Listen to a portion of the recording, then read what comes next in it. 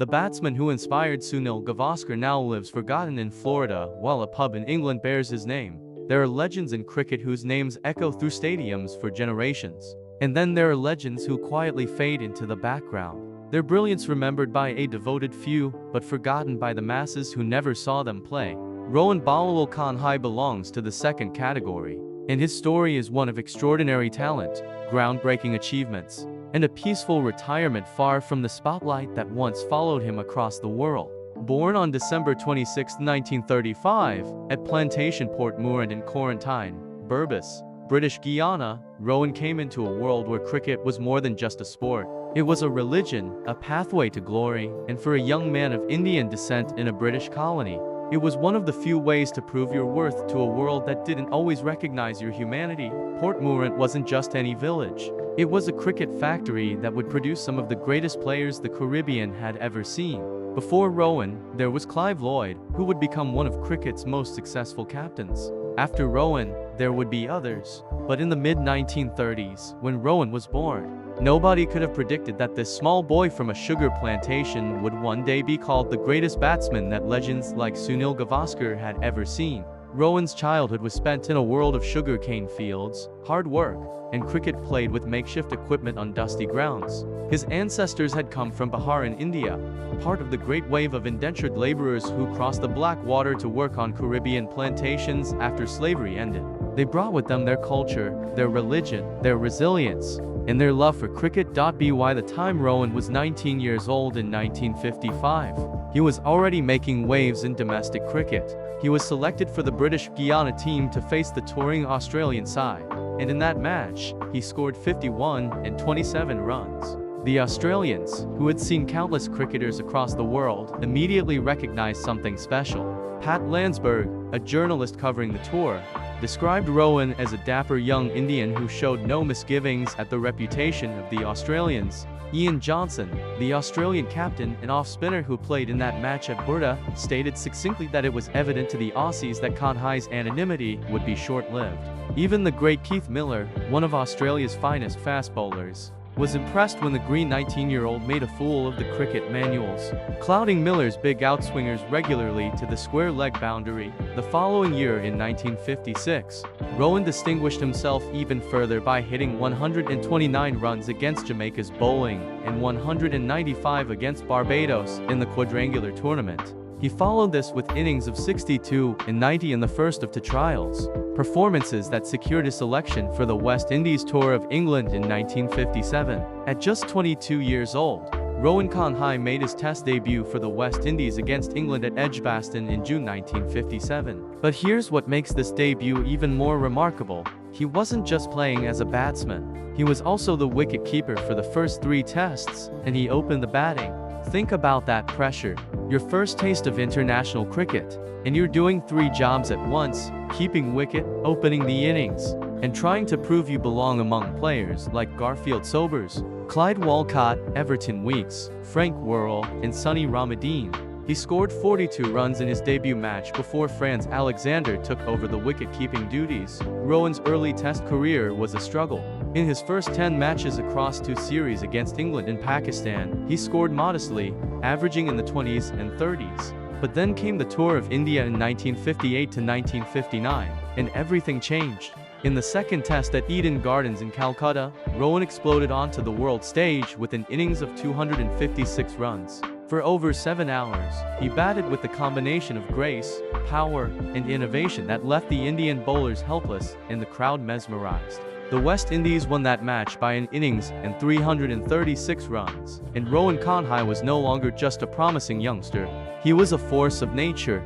In the very next match in Chennai, he was run out for 99, falling just 1 run short of back-to-back centuries. But there was no time for disappointment because the team moved on to Pakistan, and in the 3rd test at Lahore, Rohan played another magnificent innings of 217 runs in 7 hours. A chanceless knock with 32 boundaries that was witnessed by Pakistani President General Ayub Khan and captivated the sophisticated Lahori spectators. What made Rohan special wasn't just the runs he scored, but how he scored them. He played with the freedom and creativity that had rarely been seen before. His most famous shot was the falling hook, an unorthodox stroke where he would hit the ball with such force and commitment that he would finish lying flat on his back on the pitch, the ball racing to the boundary while he lay horizontal on the ground. This wasn't showboating, it was pure physics. Rohan was a small, light man who put every ounce of his energy and strength into hitting the ball. The fall was simply the natural consequence of maximum effort. His teammate and fellow legend Bob Barber once said that Rohan was no show pony and that he was for him the most difficult West Indian to bowl at, more difficult even than Gary Sobers. Modern 2020 cricket, with its emphasis on innovation and audacious shot-making, would have been perfect for Rohan. He was playing that kind of cricket decades before it became fashionable, doing it without a helmet against bowlers who were trying to hurt him. Throughout the early 1960s, Rohan established himself as one of the world's best batsmen. During the historic 1960 to 1961 series in Australia, the series of the first Tide Test, Rohan scored more runs than any other West Indian.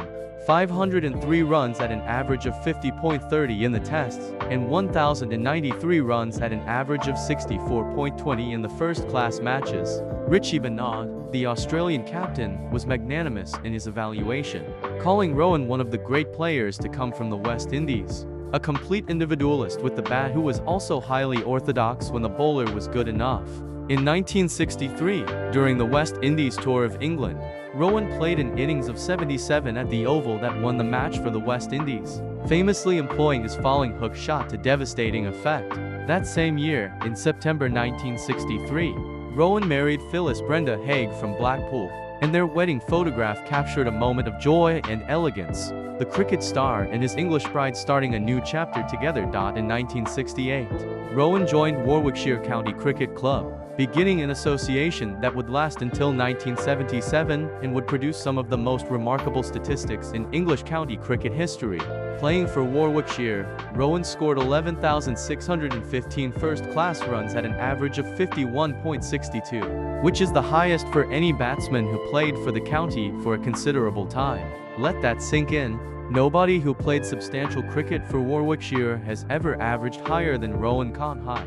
He scored 1,000 runs in a season on 10 occasions for Warwickshire, with his best year being 1970 when he plundered 1,894 runs at an average of 57.39. His highest score for Warwickshire was 253 against Nottinghamshire at Trent Bridge in 1968. But the most remarkable achievement came in 1974 when Rohan and John Jameson created a first-class world record with an unbroken partnership of 465 runs for the second wicket against Gloucestershire at Edgbaston. Jameson made 240 and Rohan made 213, and young cricket fans in Guyana stayed up late listening to radio broadcasts, their hearts swelling with pride that one of their own was conquering England. At Warwickshire, Rohan played alongside other greats like Alvin Calicharan, his fellow Guyanese and West Indian teammate, as well as John Jameson, Dennis Amiss, and May J.K. Smith. They called him the Old Grey Fox because even in his 30s, his hair was completely grey, making him look older than he was. But his face remained youthful, and there was always a twinkle in his eye that suggested he knew secrets about batting that others could only dream of. The impact Rohan had on people went far beyond the cricket field. Sunil Gavaskar, one of India's greatest ever batsmen, named his son Rohan in honor of Kanhai. In his book Idols, Gavaskar wrote words that should be carved in stone: Rohan Kanhai is quite simply the greatest batsman I have ever seen. What does one write about one's hero, one's idol, one for whom there is so much admiration? To say that he is the greatest batsman I have ever seen so far is to put it mildly. Gavaskar went further, acknowledging that while Sir Gary Sobers was the greatest cricketer ever, as a batsman, I thought Rohan Kanhai was just a little bit better. Bob Holland, the Australian spin bowler, also named his son Rohan in honor of Kanhai. Even the legendary Bob Marley named his son Rohan, inspired by the cricket genius. And in Ashington, Northumberland, there is a Wetherspoons pub named the Rohan Kanhai in recognition of his time playing for Ashington Cricket Club during the 1963 to 1964 season when he helped them win both the Cup and the League. In 1972, Rohan succeeded Gary Sobers as captain of the West Indies, and he led the team on 13 occasions. His captaincy started with the 2-0 loss to Australia in the 1970 to 1973 tour, but he bounced back with the 2-0 series win in England in 1973. However, when the West Indies could only draw 1-1 in the home series against England, an unhappy Rohan decided to retire from Test cricket in March 1974 at Queen's Park Oval. His final Test statistics were impressive: 79 matches, 6,227 runs at an average of 47.53, with 15 centuries including 2 double centuries. When he retired, his batting average was the 5th highest of all West Indian cricketers with more than 20 tests. But the story didn't end there. In 1975, when Gary Sobers pulled out of the World Cup at the last moment, the selectors included an aging, grey-haired Rohan in the squad, even though he had retired from Test cricket over a year earlier.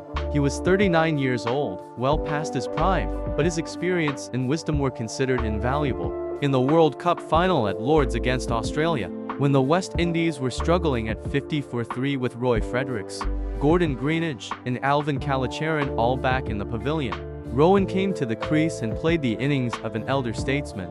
He scored 55 runs and put on a vital partnership of 149 with captain Clive Lloyd for the 4th wicket. That partnership set the platform for Lloyd's explosive century and for a West Indies total of 292. Australia fell short by 17 runs, and Rohan Kanhai's international cricket career ended with him lifting the World Cup. A fairy tale ending for a man who had given everything to the game. After retirement, the West Indies called on Rohan to become their first national cricket coach. He served in that role from 1990 to 1995 when Andy Roberts took over. He also coached in Jamaica in the early 1980s, where he maintained and demanded very high standards both on and off the field. Jimmy Adams, a Jamaican cricketer, said that Rohan was instrumental in a lot of the individual and team successes that both Jamaica and many players experienced during his stint there.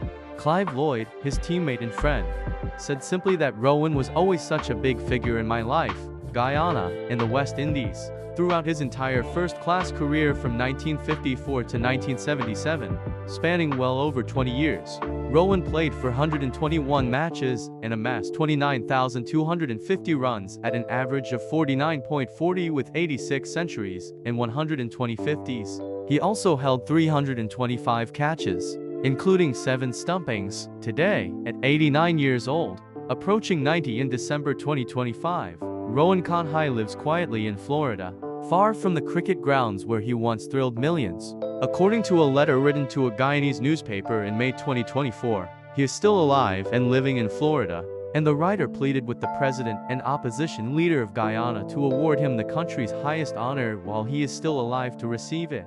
The writer called Rohan the Elvis Presley of cricket and said that he single-handedly put Guyana on the world cricket map long before anyone else. The letter mentioned that at a personal level, people remembered him at the Tower Hotel where all the ladies would want to meet him as he hung out there. Always a gentleman and dressed clean as a whistle and sharp as a knife.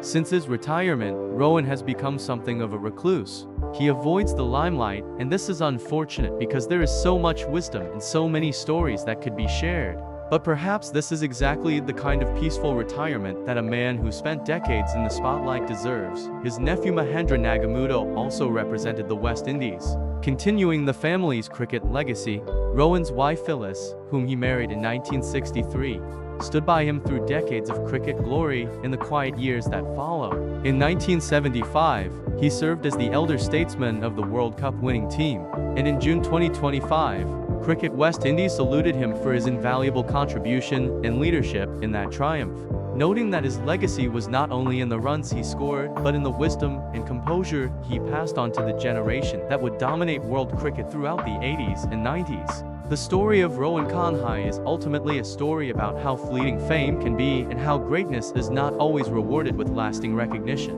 While names like Vivian Richards, Brian Lara, and Gary Sobers remain household names, Rohan's name has faded from popular memory except among true cricket aficionados and the people of Guyana who remember when one of their own conquered the cricket world. There is a cricket ground in Port Moran named after him, though as the letter writer pointed out, it needs to be fixed perfectly so maybe Guyana can get another Babu.